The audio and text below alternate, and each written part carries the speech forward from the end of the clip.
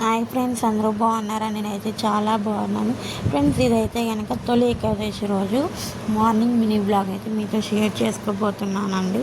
So ఇది morning నాకు తెలిసి 11-12 అయిందండి.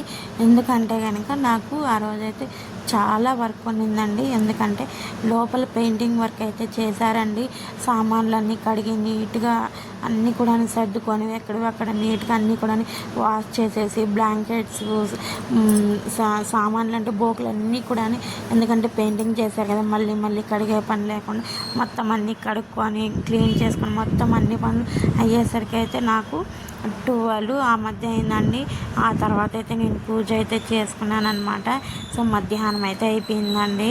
సో ఆ టైంలో చేసుకోవచ్చో లేదో నాకైతే తెలియదు, కానీ నేనైతే కనుక ఇలా అయితే పూజ అయితే చేసుకున్నానండి. పిండి దీపం అయితే పెట్టుకున్నాను. అప్పటి నుంచి నిజంగానే నాకు కోపము, చిరాకు, మెంటలు కట్టలు కట్టలుగా తెంపుకొస్తుందండి. నిజంగానే ఏ దేవుడు నాకు కోపాన్ని అయితే బాగా ఇచ్చేసాడండి.